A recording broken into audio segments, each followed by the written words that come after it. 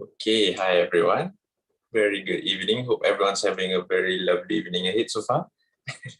All right, so my name is Sharul. I'm an exercise therapist for MS Ni Simply Exercise Clinic Eco Branch. And tonight we are going to have a very interesting topic to talk about. All right, so let's just wait a few more minutes for the audience to come in. Okay.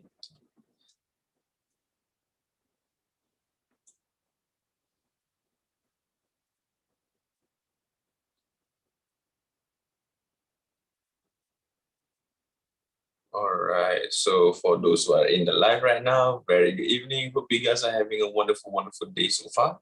All right. So for today's topic, reading food labels, not an alien language. All right. So who else? Let's be honest with ourselves. Like sometimes we go to the grocery stores and we just pick something up from the shelf. Am I right? Without having any consideration for the calories, the ingredients, are the advertisement actually true? You know? So today we're gonna be debunking a few stuff, as well as we're gonna be discussing about how we are going to be reading food labels and how it's actually beneficial for us. All right. Okay.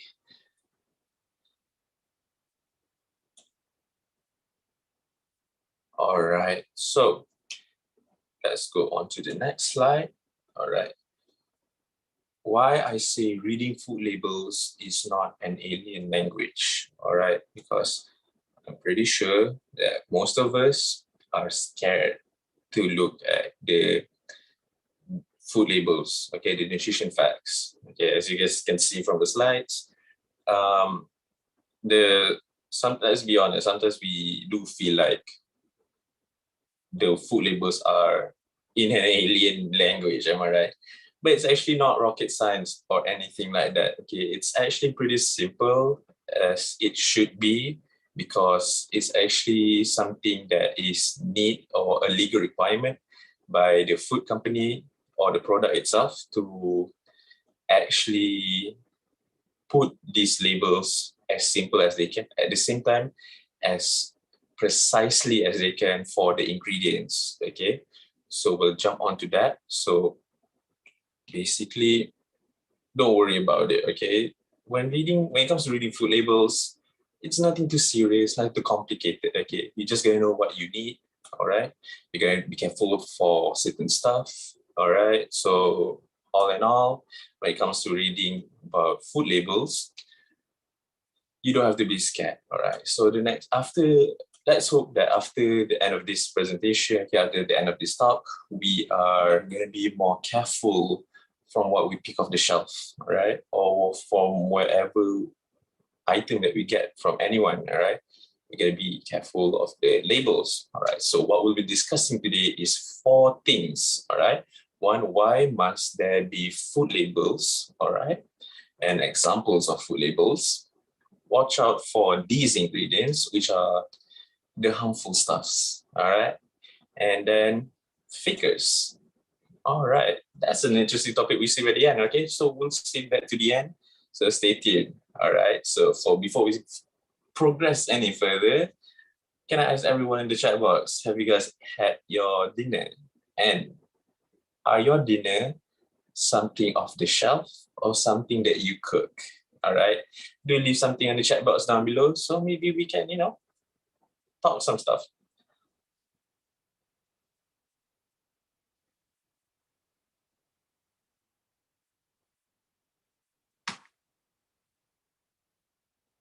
All right, I see Ethanology in the chat box. Hi, Ethan. Hope you're having a very wonderful evening so far. Okay, so let's get on to the first one, which is why must there be food labels? All right, first of all, food labels are a legal requirement. All right, so no factory or no any kind of small product or anything that can just simply put their product out in the market at a very selling at a very globalized thing without a proper food label. So why must you have this food label? Okay, so first of all, it helps consumers make informed choices about food that they buy. All right, so um, everyone have their own goals.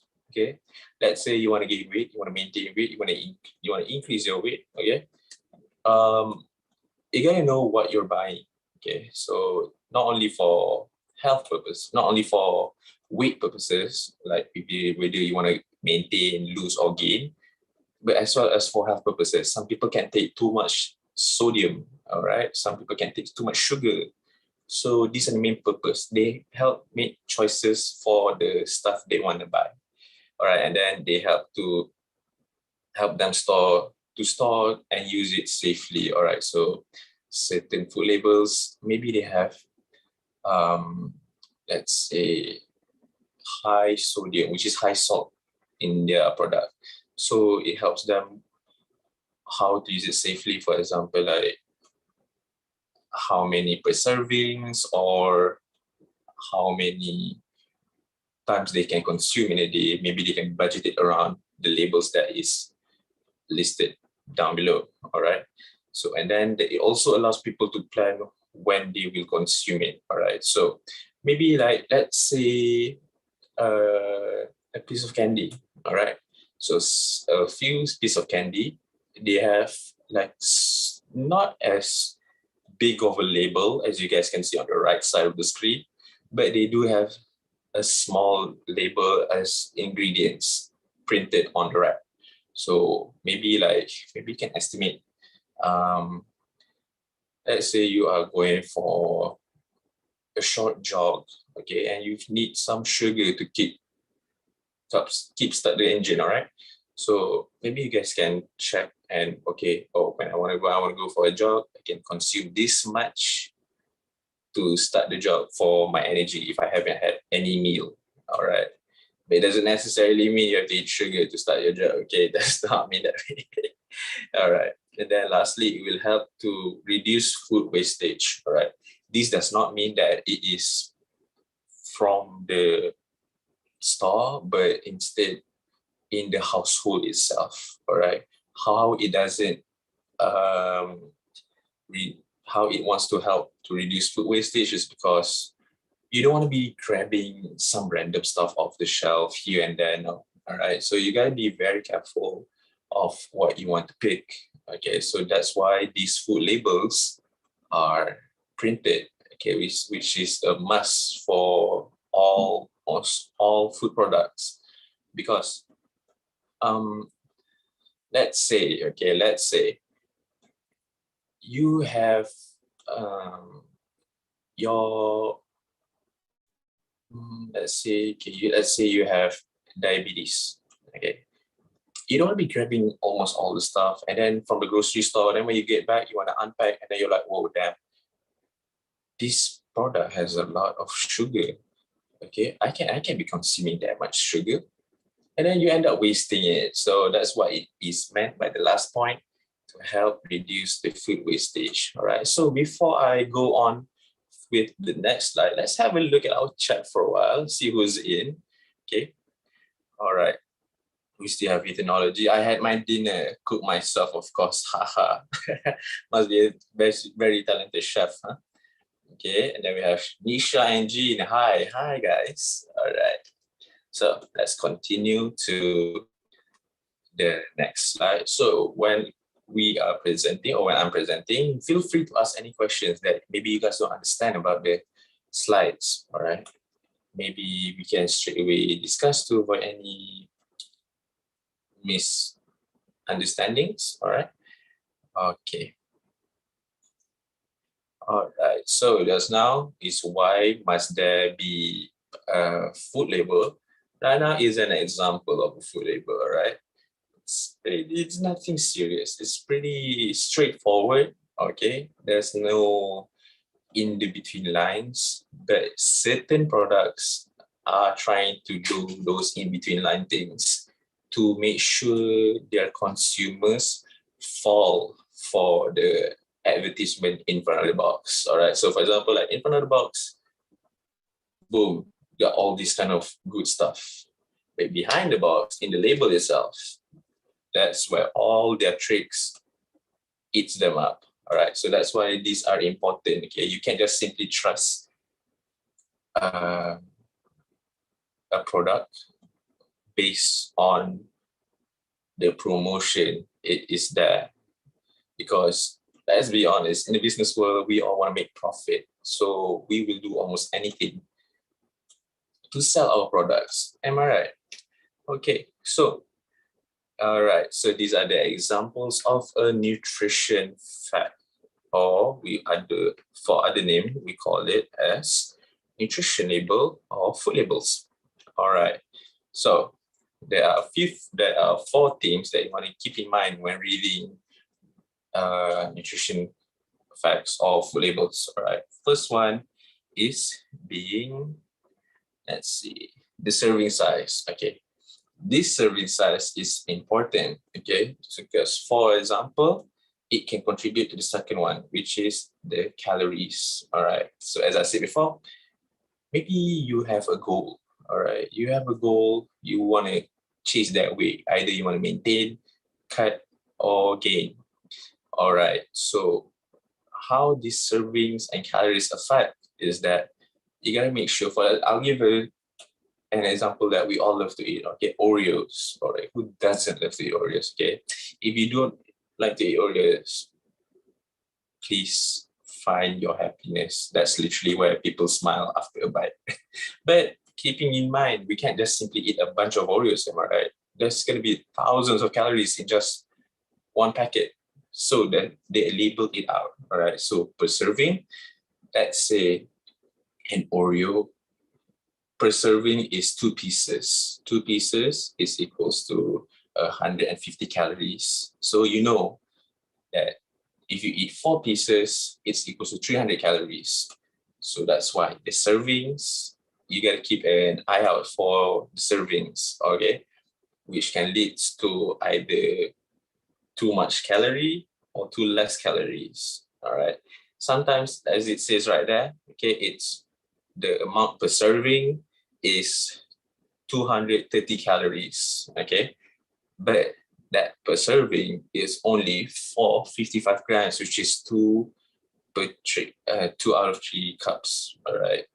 So maybe this could be like, let's say it's a spaghetti sauce, all right?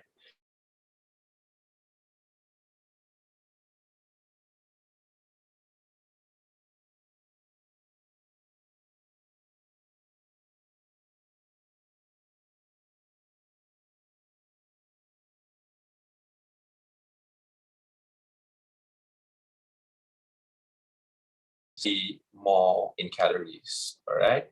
And anything less than that is less of the calories. So from there, you can play around with the calories, play around with the servings to get that ideal calorie that you want. Okay, not only that, for the third one, you gotta make sure you look at these kinds of info as well, okay? For the total fats, the cholesterol, the sodium,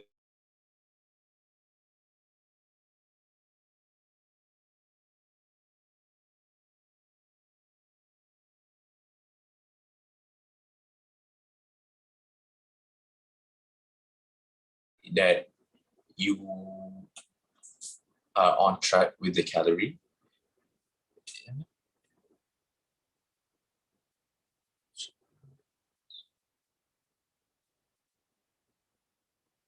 Okay. Is it clear then? Okay. All right. So, okay. So as I was saying that, keeping in mind that the fats, the sodium, the carbohydrates, the proteins, each of these have calories per gram. Okay. So before I go into that, because the daily value for it is like to keep like a general kind of mind on how many the percentage it is. They usually in January people use for people who need 2,000 calories to maintain. So everything in the vitamin section, okay, is based over 2,000 calories person need. So let's say if you need around 4,000 calories, you just double it up. All right. If you need 1,000 calories, you divide it up by 2. All right. It's pretty simple maths. Okay. So back to the fat, the cholesterols, the carbohydrates, the proteins.